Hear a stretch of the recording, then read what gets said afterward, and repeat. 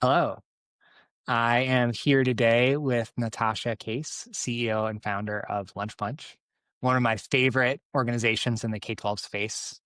They are doing a lot to make and improve school lunches across the US, which I'm super excited to get into with you, Natasha. But before we get there, I'd love to just hear, in your own words, how you ended up founding this organization. What was it that inspired you? Like, has this been a lifelong pursuit? What's your story? Yeah, so I've pretty much had my entire career in the food space. Been in it about 17 years. I started with an ice cream business in Love that. 2008.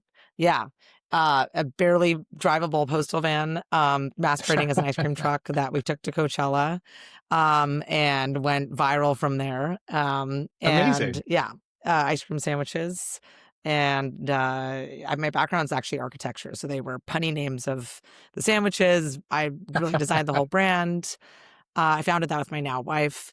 Grew that business for 13 years from, that just kind of, again, truck that barely made it. We actually towed it to AAA. I towed it with AAA to Coachella. So very humble grassroots beginnings.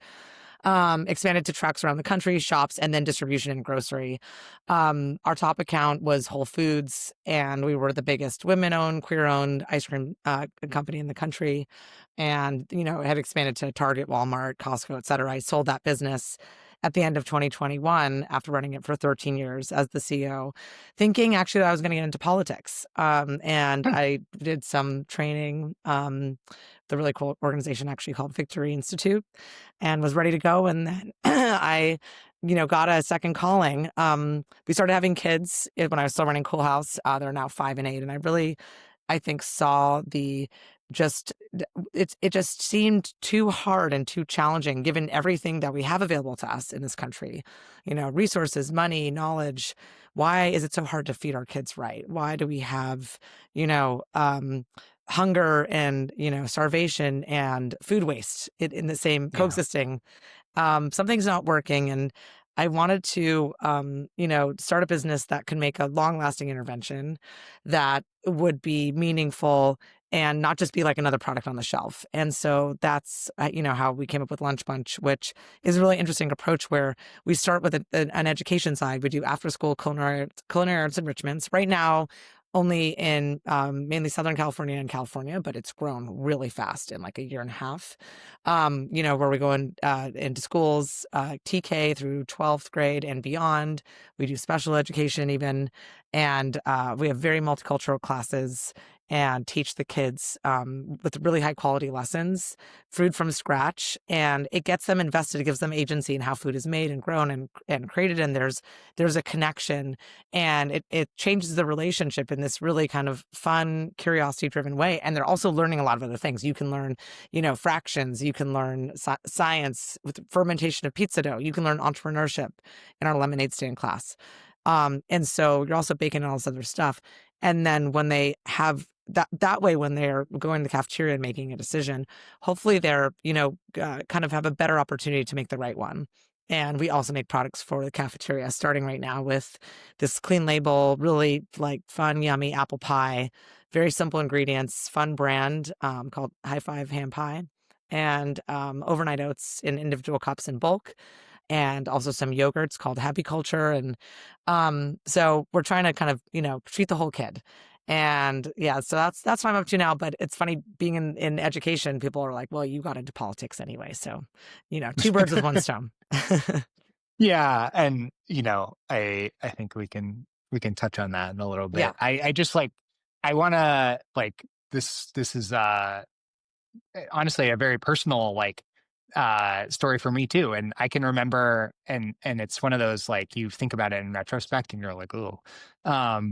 But I remember in eighth grade, our school cafeteria, they had hot lunches, of course, and then they sold Otis Spunkenmeyer cookies. Mm, And interesting. the idea in the cafeteria was you got lunch for $2 and you could get a bag of 3 cookies for an extra dollar.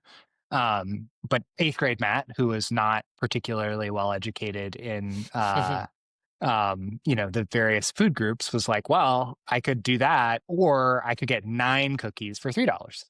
And Wow. I'm like, I mean, that sounds like you were sounds doing great. math. Yeah.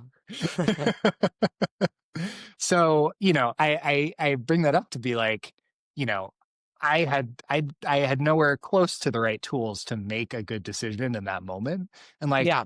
I turned out okay, but I think it speaks to like you can't just like put foods in front of kids and expect them to just intuit like, oh, Yeah. of course I should Right. choose the healthy yogurt or the apple pie. Yeah. It has to go hand in hand. You needed better education on it, and there needed to be better options for you to choose from. Exactly. Exactly.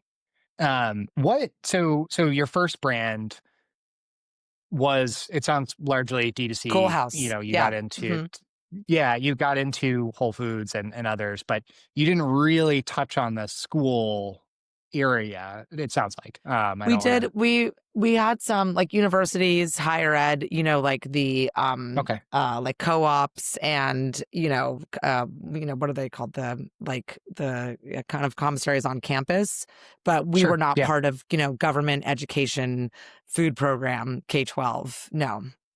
We did a little So tiny what bit of did military business, but so we were like, dancing around it, but military needs it's ice cream absolutely too. different. Yeah. So what was that like? You have this idea, food, and you have this concept to like say, okay, I want kids to have better access to education and food in the classroom. What was like what was your first step?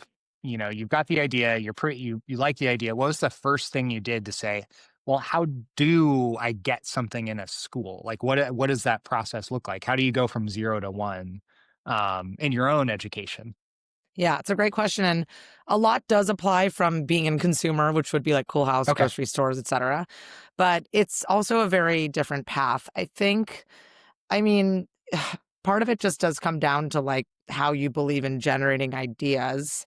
So I think there's a component that there is data available, since we're talking public education, it's public information. What are bids that are put out for what type of products, who submits, who wins, at what bid price, how long is the contract, how big is the district, is it direct ship, is it distributed, et cetera. So there's a lot of information you can look at. And I think you could do two things with the information. You could say, here's something that's, popular and growing. Let's get in on that. Let's do it better. I'm a big fan of yeah, Elevate the Familiar. That was Cool House. Like when we started, sure. the ice cream sandwiches were very sad set, and it was like, people, they should be delicious, and what happened here, let's upgrade them Yeah, and make something that people already know better. There's a limited amount of education you can do with like, here's a new concept, like people can only take in so much. So there's Elevate the Familiar, and then so you could see what's showing up and what's growing, etc. And then there's what's not showing up, what doesn't exist, and does it not exist in the K-12 space because people have tried and failed, because it's just not possible, or because no one's really gone there. It's maybe more of a risk, but there's more reward and you can really lead the way. Maybe there's a manufacturing issue with it. That's why it can't be done. Or, there could be a lot of reasons, but I think it's like probably a healthy process to try a little bit of both, like see what's there, make it better, and see what's missing, and go out on a limb and have a portfolio maybe of a range of those risk levels. And then you got to kind of create that prototype. And what's challenging about K-12 is there's a much bigger overlay of what boxes you'd have to check to put it on a shelf. The system of how districts, kind of everything's reimbursement. Kids take food, that amount is sort of measured, and then you go back and you get a check for what they took. And what they took is based on a very, very elaborate matrix of the singular meal, the day, the week, the month, how much protein, which is called MMA, meat or meat alternate, how much grain, and how much fruit, veg is available in that menu. And even within fruit and veg, volumes versus weights versus a dried fruit versus a fresh fruit versus the color of the vegetable versus some things that are vegetables that are not considered vegetables, some things that are meat huh, or meat alternatives like bacon that are not considered a meat or meat alternative. And rules that are constantly changing and evolving, especially depending on who's in office, and probably maxes vary on by sugar. district or state. They can, yes. They can also be stricter. And then there's, then you got to make it work price wise. One on top of all of that, there's limited budgets in a day, and each district might have a slightly different equation of what they're paying for their labor versus their food from scratch versus prepared. Things are going to be popular with the different ages of kids. Are you going to just go for TK through 5, and that's your zone? Are you going to try to appeal to older kids? And what's going to work with that is the district wanting more plant-based options. There's an enormous amount to consider, and much less flexibility to work with than in a grocery store, for example. Then again, what does that say? That lights up higher barrier of entry. So there's going to be less people who jump in, and there is less competition, in that sense. And if you're getting into a whole school district, it's offered on the menu. There's something called served or offered that I won't even get into, but the kids take it. You're working with like essentially a big group of customers versus what it takes to get something on a grocery store. It's not, it's got to come off the shelf by one individual at a time. And that is a much more expensive proposition. That takes way more investment marketing, which is arguably less in K-12. And yeah, I just think coming from consumer to more opportunity to just make a fun brand, build connection with the brand that then can branch out of K-12 instead of all the brands that are created out of K-12 and kind of come in as an afterthought just to kind of pick up extra dollars. So yeah, then you got to figure out where to manufacture it. You got to, get the right distributors that serve, and you got to do the outreach to the food service directors so that they want to buy you and put you on the menu. And it's very challenging. And, I feel for the food service directors in particular, because the hoops they have to jump through to make a menu work, it's really, really hard. And it's too complicated. That's a fact, and I think it ultimately limits us from probably having, better menus. And, we have the budget is obviously not enough, and you have to serve milk at breakfast and lunch. I personally think that's a huge part of what eats up the budget. So yeah, it really takes a lot, and I'm sure you're exhausted just hearing me discuss the whole thing. No, I it's nice sometimes talking to tech founders with the pie in the sky vision, and Hmm. we're gonna change this market forever, and it's a whole new wave. But there's something almost cathartic to hearing, like, yeah, we did like a pretty rigorous data analysis of the places where we felt like there was opportunity to introduce a new healthy product, and like lo and behold, we produced, it sounds like, at least 3 products, and like we're really proud of them. Like like Yeah. as a still sometimes investor, like I'm like, that sounds great. Like give Yeah. me more of that. Yeah. What do you think? So I'd love to hear your thoughts on the menu, right? Because you are so deep in the weeds of like, yeah, man, milk just crushes the budget for the rest of us. Like, what are some of the opportunities you see to improve menus? And I get that this is, yeah, art and science, and like different people are going to have different opinions, but Yeah. I'd love to just hear your opinion, and folks can Yeah. can can kind of research it on their own after. Yeah, I mean, you mentioned one, I think, which is, potentially the biggest, and one I think people that we're scared to talk about, which is the milk requirement, which, Yeah. it eats up an enormous part, particularly of breakfast from a like proportional standpoint. And I don't think it's And just delivering. just to make Yeah. sure I'm Hmm. understanding, sorry to interrupt, but just to make Yeah. sure I'm understanding, it's like you have, again, like $2, pick a number, $2 Yeah. allocated to breakfast, and Yeah. 70 cents of that is milk or something. Yeah. I think it's in breakfast, depending, like, let's call it about, this is not exactly right, but if you had $1.50 or so, and you're doing about 50 cents of that for milk. Okay. So a third of the budget, somewhere in that Yeah, neighborhood. yeah, in theory, it's even more like 40%, but Whoa. that's, it's not delivering nutrition. It's kind of forced upon the kids. A lot of it has added sugars in the strawberry and chocolate milks, and it Yeah. goes into a dumpster. Yeah. And it's not, I think it's really not okay, not right, and just been sitting there with that requirement without really being examined. It's a federal requirement. And it's a scary one to talk about, but that is definitely one. people I think are intimidated by that conversation. That immediately, I just think there's enormous opportunity to replace that with more proteins, fruit, veg, the right kind of grains, for example. Um, I think so that already would kind of really change things. I think for me, a lot of it is like we're a really big country with a lot of people. And then we also have our 50 states, and there's different rules and regulations and different cultural tones to how we eat and how we spend money, and then there's, the counties and the districts, and it's just way too much regulation. I think if you look at a country, let's say like France, where you've got about 30 million people, a tenth of the size, still a big country, but totally different story to kind of come up with a plan and have a centralized, point of view.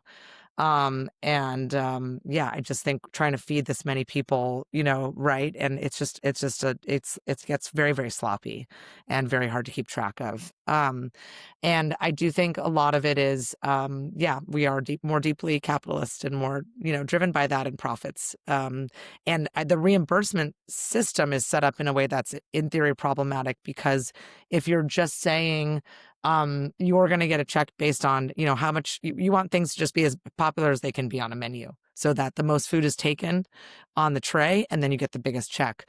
Well, to your point, if we're looking at a country where we haven't really educated ourselves on eating right, and there's a lot of junk food options, and those are Chocolate chip pushed, cookies just staring at you. the chocolate chip cookies, the what's going to be most popular, like the junk cereals, the cookies, some of the things that have really snuck into regulation, like Domino's pizza being, Yeah. that somehow that's okay and that fits the bill, but much other healthier, better made options don't. And so unless you have a food service director who's really driven to educate and put a lot more options that are healthier, the incentive is getting the bigger check. That you could say that person's just doing their job, and they're just going to put crappier, just pizza after pizza on the menu. So I think that system inherently creates problems for where are the incentives and what are the motivations. And then, again, the education piece that and what we're trying to do with Lunch Bunch, and just getting people a better understanding of how food impacts them, how it impacts how a kid learns in a day, how they're able to do, physical activity, mental activity, their mental health. Yeah, again, looking at a country like France, where, when you go to creche, which is the nursery school, they all have chefs, the kids eat 3-course meals, the public schools post their menus outside in the street. There's a sense of pride and understanding and belonging with eating, and a sense of connection to the farms the food is from, local cuisine. It's just it's not perfect either, but it's much less broken. And there's, yeah, they're really thinking about the whole kid. And that's what we need Yeah. to do. And countries that are much less wealthy than France are also do it right. And so it's not about money. Yeah. It, really resonates, taking pride in the food that you're serving your kids, taking pride in the way that you're educating your kids, which, I think is intermittently true here. But, to your point, sometimes incentives can really mess with that in Yeah. ways both intentional and unintentional. I don't know, it's not all malicious, but it is, sometimes you see the result. You're like, how, I don't understand how Domino's became the pizza purveyor of choice, or how Yeah. Lunchables, was considered a healthy option. Yeah. I'd love to hear on the education side, who, like, who do you not, who do you sell to? How do you like, is it incorporated into like the history class? Like, I'm being a little facetious, but like, how do you work yourself into the school calendar, which doesn't really have like a food education block that I'm aware of? Yeah. What does that look like getting into the school, and then where do students actually, what part of their day do they use to learn about food? So right now, because we're in California, mainly Southern California, though we're expanding to Northern California as we speak, it's really about this enormous amount of funding that's been made available post COVID, called ELOP, Expanded Learning Opportunities Programs. Actually, after school right now is the best funded part of a kid's Okay. day. Sure. So Yeah. that's how we're really showing up. The budgets go to districts or they go to like kind of whole providers who really run after school and then, maybe have run some of the programming and subcontract the rest. And we will come in typically once a week. So see a cohort once a week, cohort of typically about 15 to 20 kids with a couple teachers, and we take the hour or so to do different lessons. We have like each week is a theme that we go to all the schools generally with that same lesson. And we really try to ask as little from the district as possible. We know they already have so much on their hands. So it's like, give us a space, give us an outlet. We show up with everything. We don't, yeah, we want to make this turnkey. We cook the food, we clean up, we take everything back to our central commissary where we pack everything. And the kids go home with everything from like, a delicious like nopala's specialty to Thai soups to vegetarian sushis, crepes, Hong Kong French toast, just an unbelievable amount of from scratch cooking. And we work with districts where a really important piece of, public education right now is like a lot of these districts really like provide all the food for kids. So if they don't have dinner at school, they Yeah. go home and they starve. So this is another opportunity to feed them. And it's something they made from scratch that tastes and smells good, that they can have a lot of pride in. And the kids become ambassadors of better eating in their home, even often. And like we've done some like diabetes programs where, we're trying to give the kids options that they can then make with their families because everyone's really struggling to eat, the right food. They're in like a food desert or there's just no access or knowledge about, how to limit, unhealthy sugars and fats.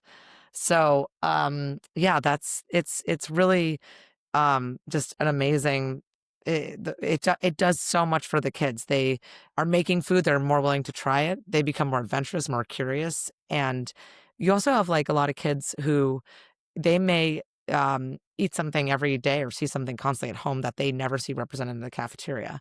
And suddenly we show up with our kimchi lesson, where they're fermenting the kimchi Yeah. together. And the kids, are trying it that maybe normally would have thought that looks weird, that smells weird. And it's a community of people that could feel very seen by everyone acknowledging and getting excited about, their community food. So it's really powerful and there's so many different ways it can like show up for a kid and I think really change their life and we just see that it works. It's pretty much always the most popular enrichment. It's fun. It's something they want to go to school that day for. And yeah, we've had 100% retention with all our accounts because of that. I love that. And, I think a lot of the narrative around K-12 school in the US right now is about school choice, which, is an important topic. But I think one of the other, sort of counter narratives that, I like to keep an eye on is this community school concept. And I think what you're talking about is sort of the perfect embodiment of a community school where it's, you're yes, you are educating the student. You're helping them, with on some level with their academics, with chemistry, with math, with et cetera. But you're also providing something very holistic that hopefully they do take home with them and talk to their own parents about, and makes them feel special. That like, oh yeah, we never have kimchi on the school lunch menu, but like that's something we have at home all the time. It's like there can be that intersection. And I wish we had, an hour to talk about that. But Yeah, um, I do want to just end with a question about the future of K-12 schools and the future. I like this concept of like the future K-12 classroom, right? And classroom we can broadly interpret, right? And include, the stuff that you're doing. And but maybe it does have an actual kitchen in it, but you can tell yeah, me. But like when you think about the K-12 classroom, and you can pick a specific grade or talk about a school in the year 2030, right? So not so far in the future that we're, 3D printing our protein right. cubes, but also not, tomorrow's problem. What are some of the characteristics that you think about and hope will be true of that classroom of the future? I think that I would hope I mean, I think it would be great to, integrate like, I think nutrition education is a powerful tool to the point that, what we were just talking about and what it can offer and how much I really believe in, like, when you're having the most fun is also when you're working the hardest. Like, there's something about Yeah, really me fun too. creative learning. Yeah, and I was really lucky.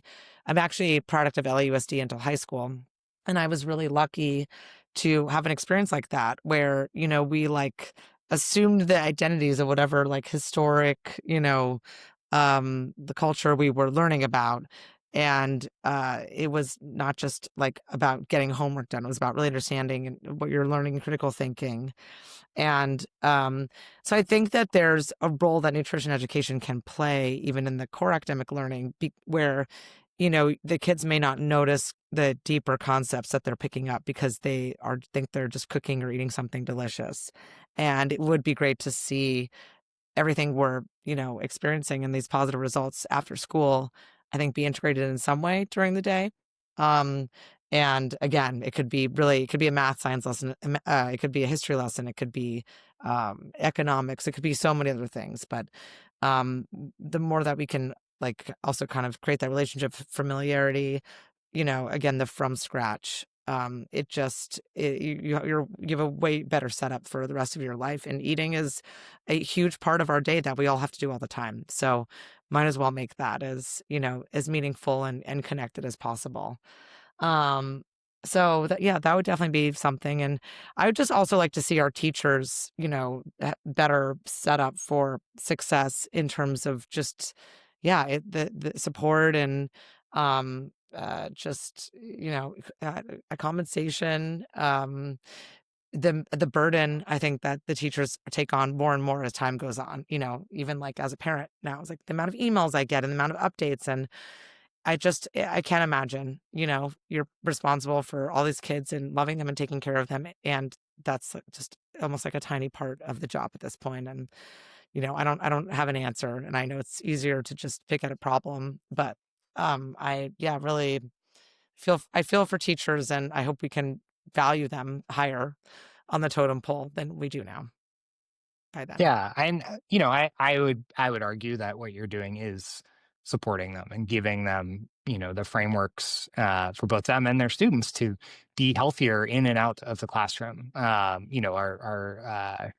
Ben, our CEO, talks about how, one of his father's favorite lines was, the best way to raise test scores is to give kids a granola bar before the test. It has a really dramatic and immediate impact on the success of students. So I'm so happy we finally got a chance to meet, Natasha. I've been a fan from afar and am delighted to be able to put a face to the Lunch Bunch name. I hope next time you come up to the Bay Area, I'd love to come and visit a class if you're willing to have me, and maybe do some fermenting or whatever Yeah, else you have in store for the day. I think that'd be super absolutely. fun. And glad to be able to share the Lunch Bunch story with a few more folks. Yes, I'm really this is such a treat, and thank you for extending your platform to us and, yeah, all the support and enthusiasm. It really means a lot. Awesome. Thank you.